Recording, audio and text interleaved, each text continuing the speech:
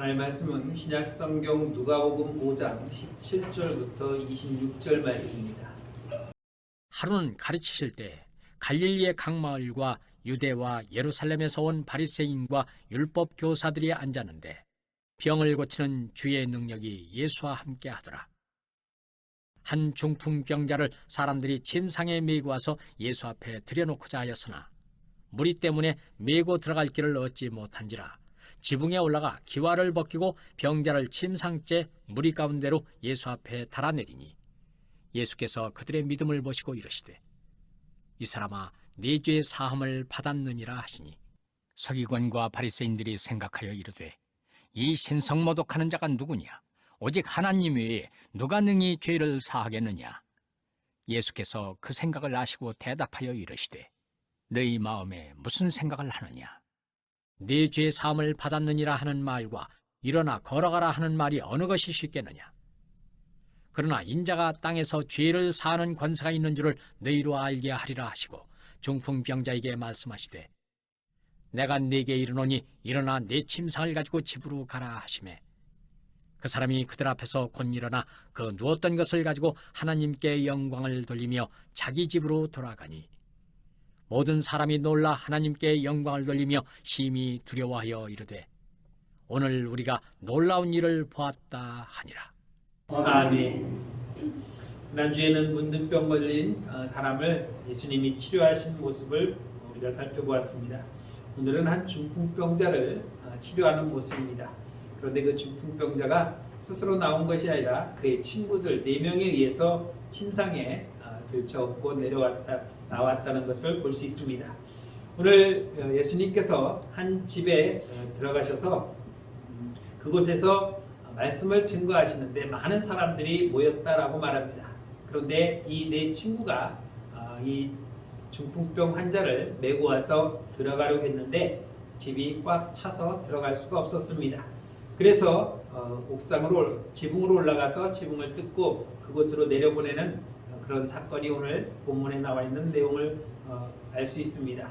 이스라엘 당시에 집의 구조를 보면은 이렇게 생겼다고 말합니다. 그래서 옥상도 있고 계단으로 올라가는 그런 구조로 되어 있어서 집은 저런 형태로 지었다라고 말합니다. 그리고 안에서 보면은 이렇게 우리나라 보면은 대들보처럼 이렇게 해놓고 그 대나무를 엮었는지 갈대를 엮었는지 이렇게 둘둘둘 말아 우리 그 인삼밭 덮는 것처럼 그렇게 해가지고 쭉 덮어서 지붕을 저렇게 해서 햇빛을 가렸다라고 그렇게 구조를 나타내주고 있습니다. 그러니까 위로 올라가서 저것을 걷어내고 그리 친구를 내려보냈다는 것을 우리가 살펴볼 수 있는 것입니다. 오늘 본문에 보면은 이 중풍병자도 있지만 그를 데리고 온 4명의 친구들이 있었습니다. 그들은 자기의 친구를 위해서 자신들을 희생했습니다. 시간을 희생했고 몸을 희생했고 또 친구를 가볍게 여기는 마음으로 오늘 그 친구를 주님 앞으로 데리고 와서 치료시키고자 하는 그런 마음을 모두었던 것을 볼 수 있습니다. 그런데 마가복음 2장에 보면은 이들의 동일한 이야기가 나오는 것을 볼 수 있습니다. 마가복음 2장 1절에 보면은 뭐라고 말씀하냐면 수일 후에 예수께서 다시 가버나움에 가시니라고 말했습니다.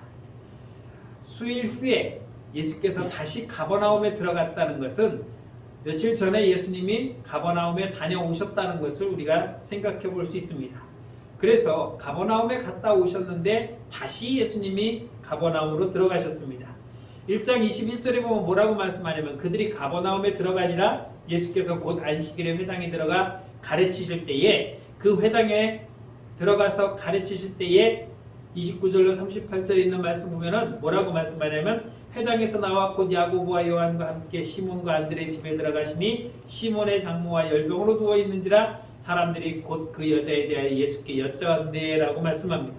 그리고 이어서 뭐라고 계속해서 말씀하냐면 저물어 해질 때에 모든 병자와 귀신 들린 자를 예수께 데려오니 온 동네가 그 문 앞에 모였더라. 예수께서 각종 병이 든 많은 사람을 고치시며 많은 귀신을 내어 쫓으시니래 귀신이 자기를 알므로 그 말하는 것을 허락하지 아니하시니라 고 말씀합니다. 며칠 전에 가버나움에 가서 회당에 들어가 말씀을 가르치셨고 환자들을 치료하셨습니다. 귀신 들린 자도 치료했고 시몬의 장모도 치료하셨습니다. 그리고 나오셨는데 수일 후에 예수님이 이 가버나움에 다시 들어가셨다라고 말합니다. 1절 말씀에 나와 있는 것처럼 수일 후에 예수께서 다시 가버나움에 가셨다. 왜 가셨을까? 곰곰이 생각해 보면은 볼 일이 있었겠죠. 누가복음 5장 17절에 보면은 병을 고치는 주의 능력이 예수와 함께 하더라. 오늘 17절 말씀에 병을 고치는 주의 능력이 예수와 함께 했다라고 말합니다. 그러면 지금 다시 들어와서 누군가를 고쳐주고 있는데 그 대상이 누구냐면 오늘 본문에 나와 있는 중풍병자 환자였습니다. 며칠 전에 와서 치료할 때에 아마 많은 사람들이 와서 주님 앞에 치료를 받았는데 이 중풍병자는 혼자 움직일 수 없어서 나오지 못하지 않았는가라는 것을 생각해 봅니다. 그런데 친구들이 보니까 이 친구가 주님 앞에 가지 못해서 치료를 받지 못합니다. 그런데 주님이 며칠 후에 다시 오셨으니까 야, 이번에는 우리가 이 친구를 데리고 가서 주님 앞에 데려가 치료받게 하자라고 해서 오늘 그 친구를 내 친구가 침상채 떼매고 나온 것이 아닌가라고 그렇게 추론해 볼 수 있다라고 생각해 보는 것입니다. 어쩌면 오늘 예수님은 지난번에 그 많은 사람들을 치료했는데 그리고 나와서 보니 한 사람이 아직 치료받지 못한 것을 깨달으시고 그리고 수일 후에 다시 들어가셨다면 오늘 주님은 이 한 사람을 치료하기 위해서 가버나움으로 다시 들어가셨다는 것을 우리가 추론해 볼 수 있는 것입니다. 오늘 마가복음 2장 2절에 보면 많은 사람이 모여서 문 앞까지 들어설 자리가 없게 되는데 예수께서 그들에게 도를 가르치셨다, 말씀을 가르치셨다라고 말씀하고 있습니다. 예수님은 성경에 보면은 한 사람을 위해서 이 중풍병자를 위해서 가버나움에 다시 들어오신 적도 있지만 또 다른 사람을 위해서 움직인 모습도 우리는 여러 군데서 찾아볼 수 있습니다.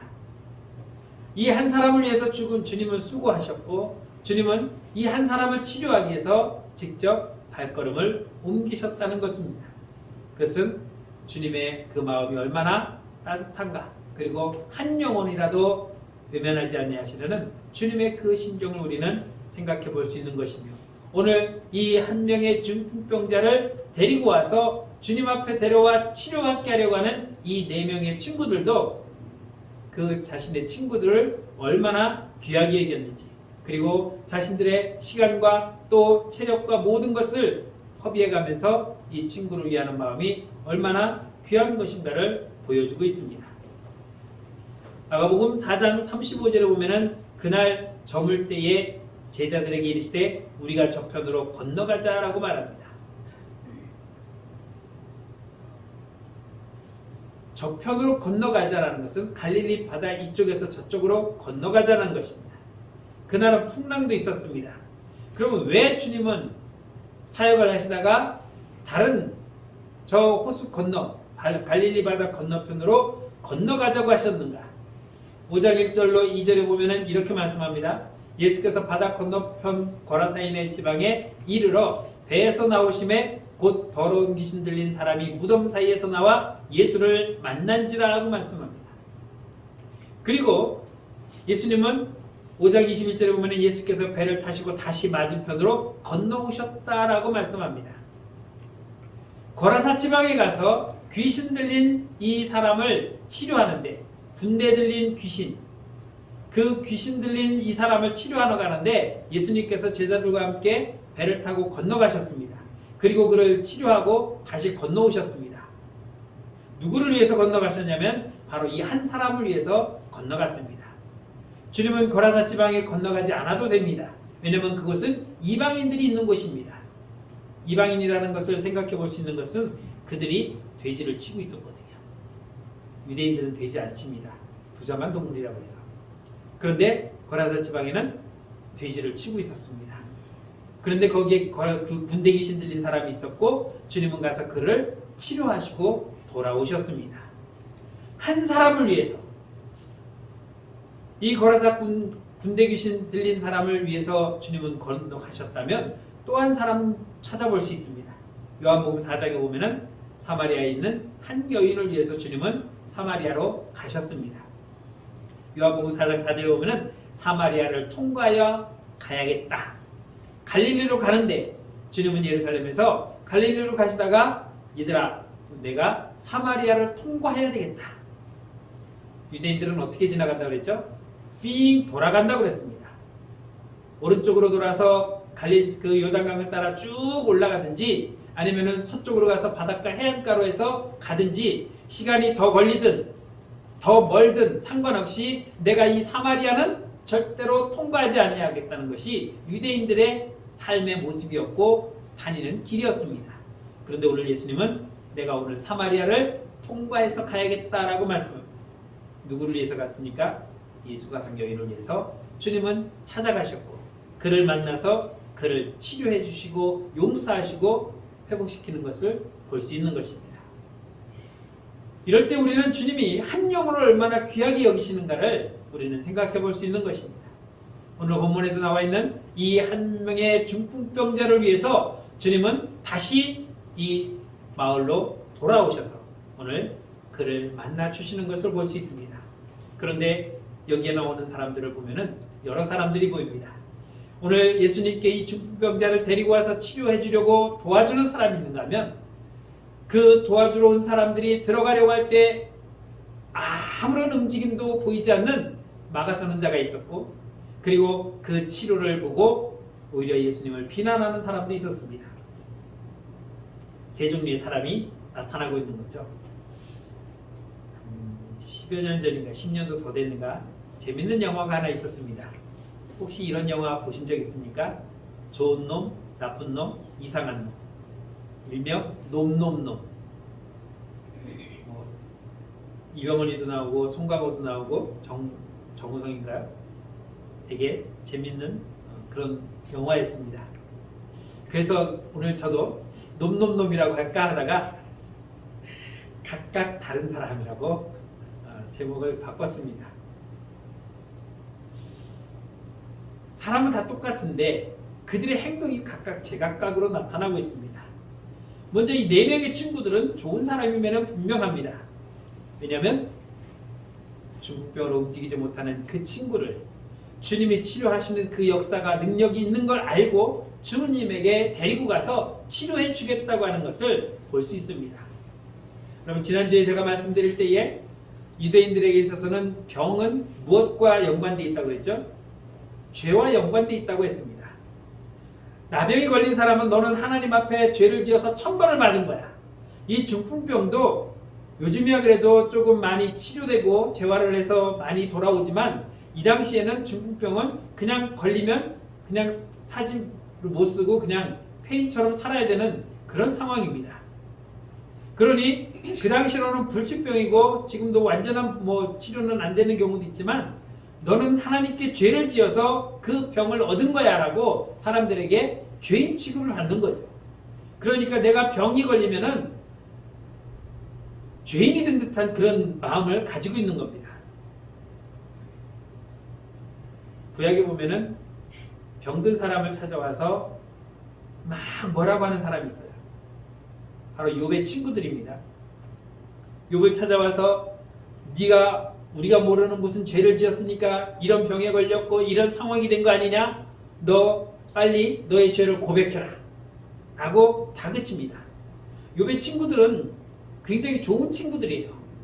다들 멀리 사는데 그 멀리서 찾아와 가지고 위로해 줍니다. 그런데 위로하다가 아무리 생각해도 얘가 우리가 모르는 뭔 죄를 지어서 이런 상황이 벌어진 것 같고 그러니까 이 죄를 회개시켜서 회복시키고자 하는 그런 마음이 있었던 것입니다. 그러니 너가 죄를 회개하고 이 병에서 이 상황에서 벗어나기를 원하는 그런 마음을 갖고 있는 사람이 바로 욥의 친구들이었습니다. 우리가 누구를 정죄하는 것은 굉장히 쉽습니다. 그런데 꼭 이것이 죄와 연관됐다라고 말할 수는 없는 거죠. 물론 하나님이 문둥병을 죄값으로 주신 적도 있습니다. 그래서 저기 신도림인가 거기 가면은 성락교회라고 있습니다. 김기동 목사가 모든 병은 귀신이 온 것이다. 보면은 오늘 거라사 지방에 있는 군대 귀신 들린 사람도 귀신을 내어 쫓으니까 나았잖아요. 그리고 또 다른 귀신 들린 사람이 여럿 나오는데 주님이 그 귀신 들린 자를 쫓아내니까 다들 병이 금방 순간적으로 나았습니다. 그러니까 네가 감기 걸린 건, 네가 암이 걸린 건, 네가 코로나 걸린 거는 각 코로나 귀신 걸린 거고 암 귀신 걸린 거고 감기 귀신 걸려서 네가 그렇게 된 거니까 네가 죄를 회개하고 그 귀신을 내어 쫓아야 낫는다라는 것이 이 사람의 주장이에요. 성경에 나와 있는 대로 얘기를 했습니다. 그런데 잘못 알고 있는 것은 모든 것이 다 그렇지는 않다는 거죠. 귀신도요, 특정한 사람을 쓰임받기 위해서, 지들이 쓰기 위해서 들어가서 괴롭게 하는 거예요. 그런데 모든 병이 다 감기 귀신, 코로나 귀신, 무슨 뭐 암 귀신, 이거는 그렇지 않은 것이기 때문에 그 사람은 이단으로 정죄될 수밖에 없는 것이죠. 오늘 이 네 친구는 이 중풍병자에게 있어서는 굉장히 도움되는 친구들이었습니다. 성인 4명이 들것에 들고 가서 주님 앞으로 데리고 가서 치료받게 하려는, 사람들은 이렇게 말할 수 있습니다. 아니 뭐 굳이 그렇게까지 해야 돼? 그리고 이들은 올라가서 지붕까지 뜯어 그곳으로 줄을 달아 내려놓는, 아니 데리고 가서 못 들어갔으면 말지, 아니 남의 집까지 올라가서 그 지붕까지 뜯어가며 그렇게까지 해야 돼? 라고 비난하는 사람도 있을 수 있었을 것입니다. 이들은 자신의 시간을 냈고 자신의 몸을 사용했고 그리고 남의 집 지붕을 뜯었으니 나중에 그 보수해야 되는 물질적 책임도 감수하면서 어떻게 해서든 이 친구를 도와주려고 힘쓰고 애쓴 것을 볼 수 있습니다. 여러분, 우리가 전도할 때에 그 영혼을 사랑해야 되는데 얼만큼 사랑해야 되냐? 내 목숨만큼 사랑할 수 있어야 됩니다. 왜 우리가 전도를 못하느냐? 그 영혼을 내가 그만큼 사랑하지 않기 때문에 전도가 안 되는 거예요. 주님은 그 한 사람을 위해서 바다도 건너가셨고 안 들어가도 돼야 되는 이방 땅에도 들어가셨고 모든 사람들에게 욕을 먹어가면서도 그 사람을 치료하기 위해서 사마리아까지 또 들어가시는 이런 마음을 가지신 것은 그 영혼을 구해야겠다고, 살려야겠다고 하는 주님의 간절한 마음이 있었기 때문입니다. 여러분, 제자들이 예수님을 따라다니는 동안 전도하면서 몇 사람을 전도했습니까?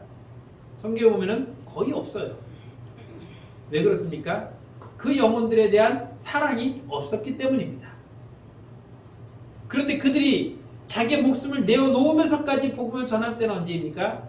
성령의 충만함을 받고 그 영혼을 정말 내 목숨처럼 사랑하는 마음을 품었을 때 그들은 기꺼이 가서 내 목숨을 내놓고 복음을 전했던 것을 볼 수 있습니다. 이 네 사람은 헌신적으로 이 친구를 위해서 자신들의 모든 것을 내어놓았던 것입니다.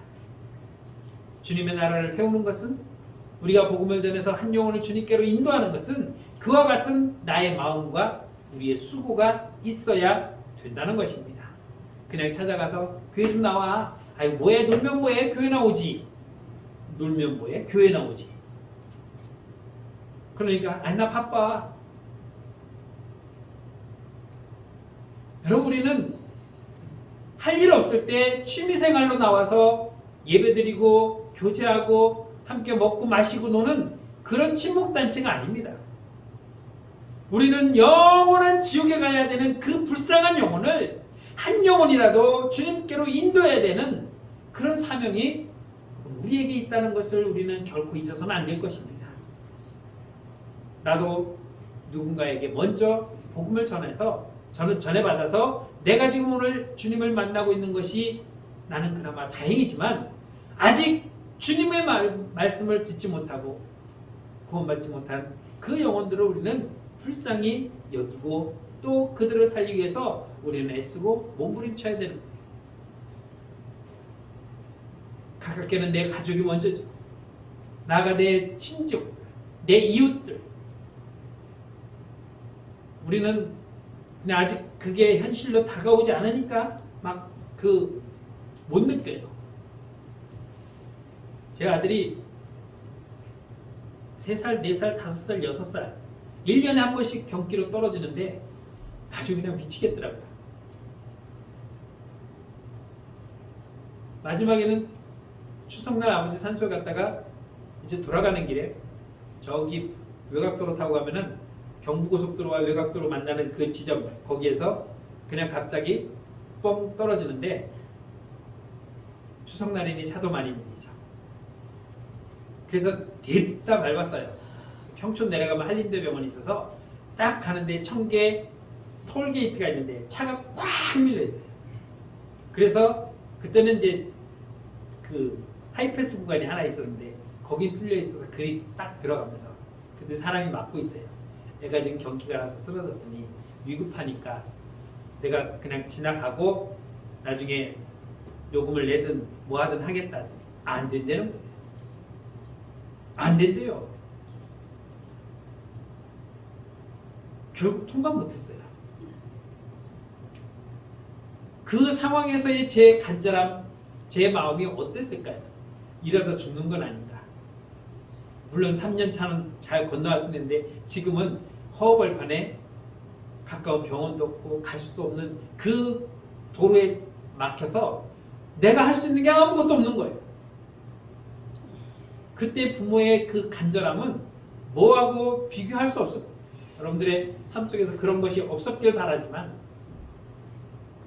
내가 뭐라도 하지 않으면 죽을 것 같은 이 생명, 내가 무엇을 해서라도 살리고 싶은 그 간절함, 여러분 우리 그 마음속에 그게 있어야 내 자녀를 구원할 수 있는 것이고 내 가족을 구원할 수 있는 거예요. 얘들아 제발 교회 좀 가. 엄마 소원이다. 소원이라는데 안 들어줘요. 그리고 이제 돌아가시면은 아이고 내가 그때 엄마 말 들을 걸, 엄마 소원 한번 들어줄 걸. 후회하면 뭐예요? 그런데 희한한 건요, 그 장례 끝나면 또 싹 잊어버려요.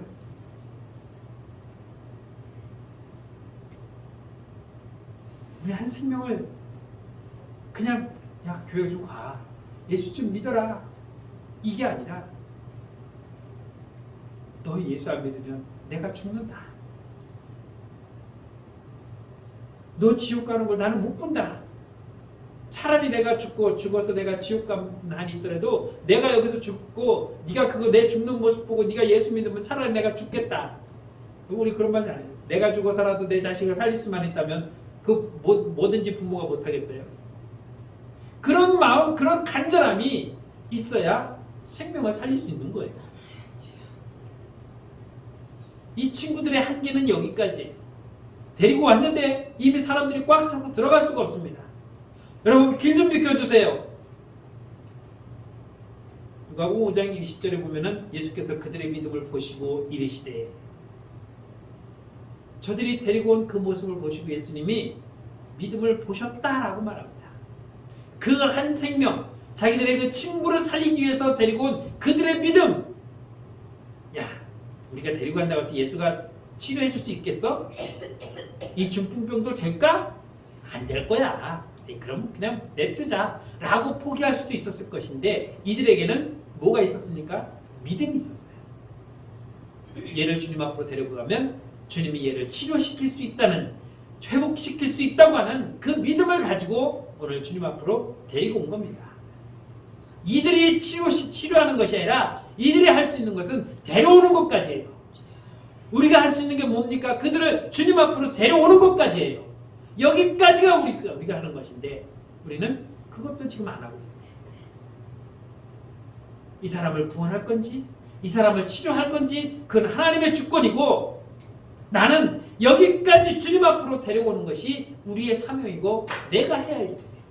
그것도 간절함으로 제발 부탁이니 여기까지만 좀 와봐라 하고 우리가 데리고 와야 되는 거죠. 어떤 사람이 믿음이 좋다고 얘기합니다. 여러분 믿음이 좋다는 것은 우리가 어떻게 표현해요? 어떤 사람이 그래요. 아우 목사님이요, 제가 나름대로 열심히 주님의 봉사하고 있는데요, 아유 내가 이렇게 열심히 하는데도 우리 집사람만 몰라봐요. 내가 맨날 믿음 없다고. 정말 그래요? 아니에요. 거짓말이에요. 믿음은요 보여지는 거예요. 내가 믿음 있다고 자랑한다고 해서 내가 믿음 있는 게 아니라 보여지는 거예요. 누군가 다른 사람이 나를 보고 저 사람은 믿음이 참 좋다 이렇게 얘기해 줘야 돼요. 내가 열심히 예배드리고 열심히 기도하고 열심히 말씀 듣고 말씀대로 살려고 몸부림치고 복음 전하는 데 힘쓰고 주를 위해서 뭐든지 하려고 애쓰고 힘쓰는 그 모습이 보여질 때에 아, 저 사람 참 믿음 좋아 라고 말하는 거죠. 내가 그런 거 안 보여주면요 다른 사람들이 나 믿음 있다고 얘기 안 해요. 그러니까 뭐라고 말해요? 아니 난 믿음 좋아.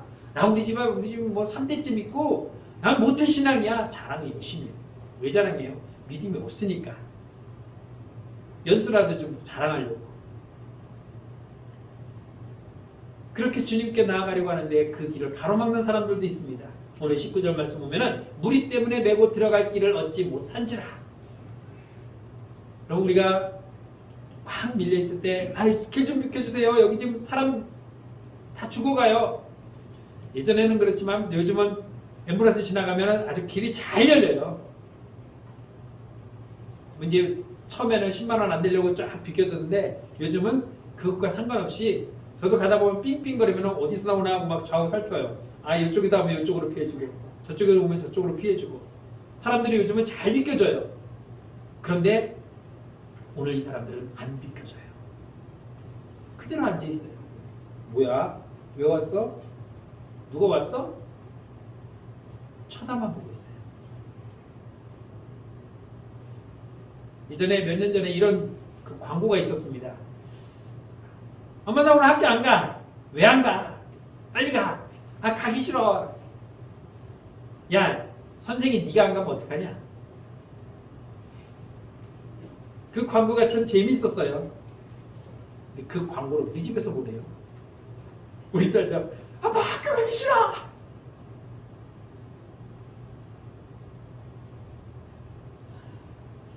근데 이런 얘기가 있어요. 주일날인데 교회 안 가냐? 아 엄마 나 오늘 교회 안 가. 왜 또? 연세 많으신 엄마가 왜 안 가냐고. 아유 교회 가봤자 뭐 목사님 설교도 할 때 뭐 딴 사람들 뭐 설교도 안 듣고 막 핸드폰 보고 뭐 졸고 뭐 딴짓하고 그래서 안 가. 그리고 뭐 밥도 맛없어 요즘. 아 국은 짜고 뭐 반찬도 싱겁고 아우 그냥 뭐 반찬을 어떻게 하는 거지. 그리고 찬양도 못해. 야 교회 밥 먹으러 가냐 찬양 들으러 가냐 하나님께 예배 드리러 가는 거지. 그리고 담임 목사님 네가 안 가면 어떡해. 엄마가 웃자고 하는 얘기죠. 그런데요 웃을 일만 아니에요. 교회 잘 다니는 사람들이요 교회 오는 순간 안 나와요. 왜 안 나오니까 목사님 때문에, 누구 장로 때문에, 누구 권사 때문에, 누구 집사 때문에, 누구 때문에 교회를 안 온대요. 그러면 그 사람에게 있어서 주님 앞으로 나오는데 걸림돌이 된 사람은 누구예요? 나예요.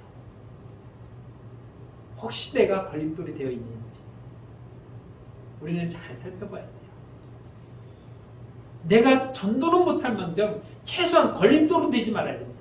주님 앞으로 오는 사람을 내가 맞이해서 주님께로 갈 수 있도록 길을 열어줘야 되는데 내가 딱 막거든. 오지 마 하고 막는다면 여기 중증 환자가 있습니다. 오늘 예수님 만나야 치료받을 수 있습니다. 얘기했을 거예요. 그런데도 꼼짝 안 해요.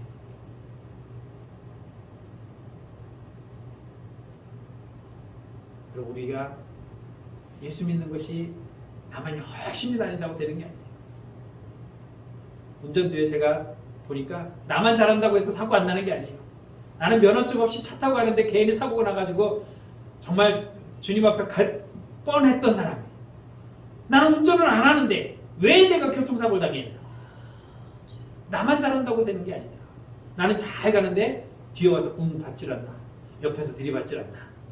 물론 나도 그렇지만 우리 모두가 다 잘해야 돼. 나도 신앙생활 잘해야 되고 내 주변 사람들 잘할 수 있도록 내가 살펴봐야 되고 그래서 모두가 어울려서 함께 손잡고 잘 가는 것 이것이 잘 되어야 되는데 때로는 내가 걸림돌이 돼서 주님 앞으로 가고자 하는 사람을 가로막고 있지는 않는지. 믿음 생활하는 거는 참 오랜 시간 걸려요. 그런데 주님 앞에서 떠나는 데는 오래 걸리지 않아요. 딱 한순간이에요. 그래도 나 예수 믿으면 그 천국 가라. 그리고는 돌아서면 끝이에요. 마가복음 2장 6절에 보면요, 어떤 서기관들이 거기 앉아서 뭐랍니까? 지가 뭔데 죄를 사하느니 마느니에 저런 신성 모독죄를 하는 저런 나쁜 놈 하고 욕을 하고 있습니다. 그래서 본문 22절에서 예수님이 뭐라고 말합니까? 너희 마음에 무슨 생각이 있느냐? 지금 너희는 뭔 생각을 하고 있느냐? 내가 이 사람을 치료하는 것과 너의 죄를 사하노라 하는 이 말과 일어나 가라는 말과 어느 게 더 쉽겠느냐? 주님이 지금 이 말씀을 하시는 거예요. 어찌하여 너희 마음에 딴 생각을 하느냐? 이 시간에 주님의 능력과 권능이 임해서 그가 치료되고 회복되어지는 것이 얼마나 놀라운 일입니까? 왜 주님이 내가 너의 죄를 사하노라고 말했습니까? 너희들이 지금 생각하고 있는 것처럼 이 사람은 너희가 생각하는 것처럼 죄를 지어서 그런 것이 아니라 단순한 질병이고 나는 그 질병을 치료하기 위해서, 그런데 질병뿐만이 아니라 그의 죄까지 나는 사이에서 그의 영혼을, 그의 생명을 살려내겠다고 하는 것이 주님의 목적인데 이들은 그것을 오히려 비난하고 있다는 것입니다. 그러면서 주님은 24절에서 말씀하시기를 인자가 땅에서 죄를 사하는 권세가 있는 줄을 너희로 알게 하겠다라고 말씀하고 있는 거죠. 내가 죄를 사한다고 말한 것은 내가 죄를 사하는 권세가 있는 그런 자인 것을 내가 알게 하려고 지금 이자의 죄를 사했다는 것을 분명하게 말씀하고 있는 것입니다. 그렇다면 당신에게 그런 죄의 사함의 권세가 있다면 주여 나도 용서하여 주옵소서라고 우리의 죄를 자복해야 되는데 오히려 그들은 그렇게 하지 않고 있는 거죠. 지가 뭔데?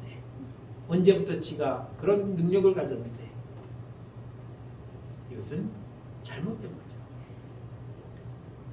여러분, 세상에서 제일 편한 게 지적질하는 거죠. 아유 저렇게 하면 안 되는데 뭐 저렇게 하는데 막 이게 잘했네 못했네 감나네 배나네 남의 세상에서 제삿집 가가지고 왜 저렇게 했냐 이렇게 했냐 자기만 그렇게 하면 되지 그걸 남의 것까지 이렇게 참견을 해.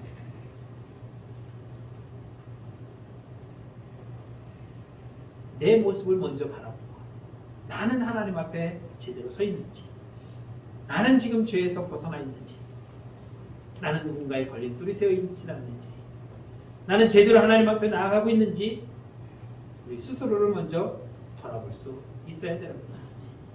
사랑하는 성도 여러분, 다양한 사람들이 모여서 함께 예배드립니다.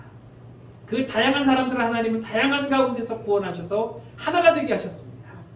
우리는 그 하나를 위해서 하나의 마음을 가지고 한 하나님을 바라보며 한 하나님의 영광을 위해서 나아가고 있습니다. 그 하나님이 우리에게 주신 그 사명도 다 똑같은 한 가지입니다. 한 생명을 살리라는 것입니다. 오늘 내가 살았으니 됐다가 아니라 내가 산 것처럼 아직 살리지 못한, 아직 살아나지 못하는 죽어가는 그 영혼들을 살려야 될 사명이 우리 모두에게 있는 것입니다. 그걸 위해서 우리는 최선을 다해야 할 것입니다.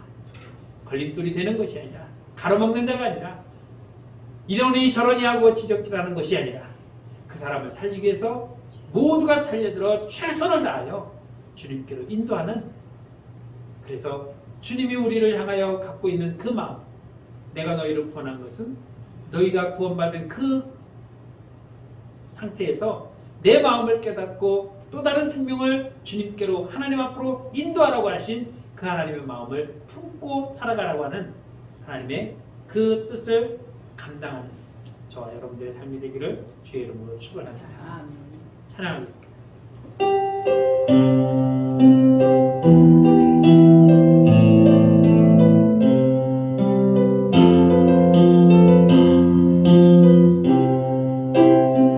아버지 당신의 마음이 있는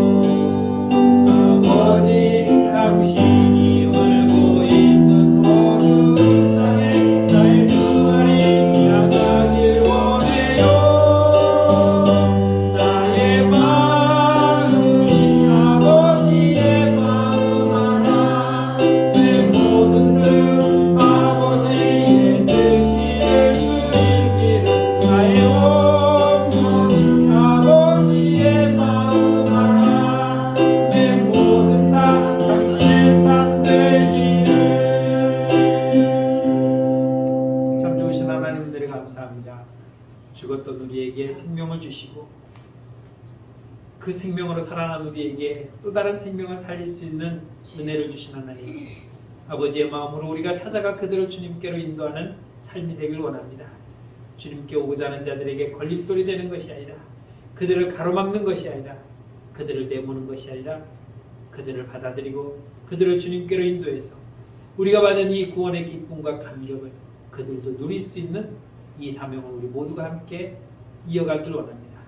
오늘도 주께 받은 이 귀한 사명, 우리가 또다시 6일 동안 살아갈 때에 세상에서 이 사명을 감당하는 모든 성도들 되게 하여 주옵소서.